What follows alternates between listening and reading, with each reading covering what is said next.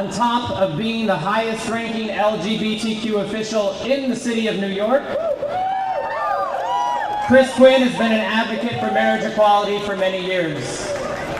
During our fight here in New York 2 years ago, I was there and I saw her at phone banks. She drove to Albany to lobby our legislators and worked tirelessly to make this state the model for winning marriage equality fights nationwide. Her work and support, which has continued as we fight for full equality nationwide, has been a huge help in getting us to where we are today. I'd also like to add, she also selfishly took advantage of the new law and married the woman that she loves. Please join me in welcoming the New York City Council Speaker, Christine Quinn.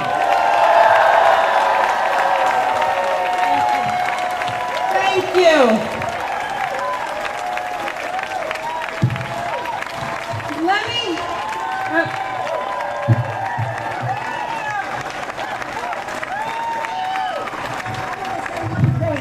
I want to say one thing. I was committed to not endorse anyone until there was a decision. Christine Quinn.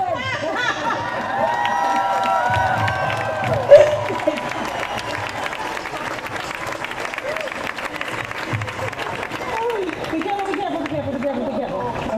Edie's making me so nervous getting up and down here. Let me just say, the federal government picked the wrong New Yorker to screw with when they said Edie Van Tackman.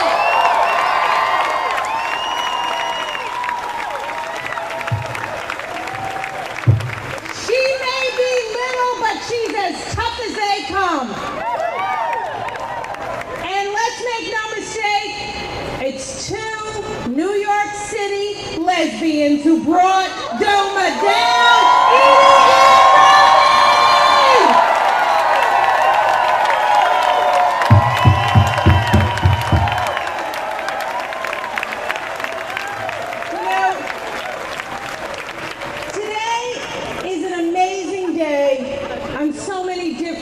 Levels. And first, there's so many people to thank. Edie and Robbie Kaplan, first and foremost, all of the groups, all the elected officials, Danny O'Donnell and Tom Duane. Danny O'Donnell 5 times, this ain't easy. Once, 5 times is unbelievable.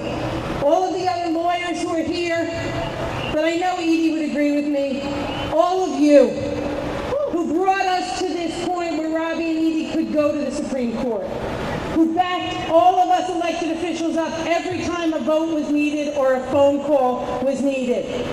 This is all of your victory, so give yourselves an enormous round of applause.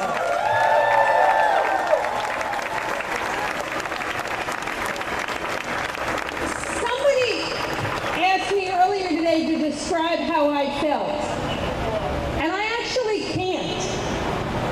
It's almost impossible to describe the feeling of your government striking a law from the books that was literally a cancer. A law that pointed a finger right into my home, right into Edie's home, right into Robbie's home, and said I was less than. That I was the second highest ranking official in this city, but I was less than my next door neighbors. That's gone. That's gone. And instead,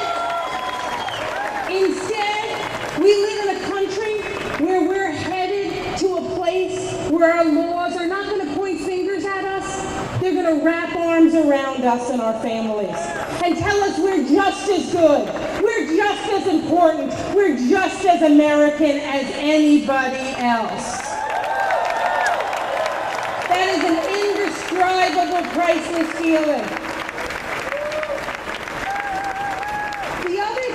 About today that's so amazing is Edie.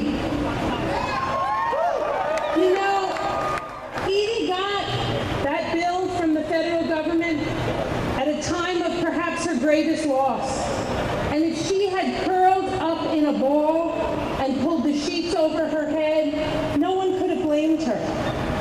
But what happened was one of those moments, and if you look at every great victory we've had for civil rights, they start with that moment when an everyday American said no.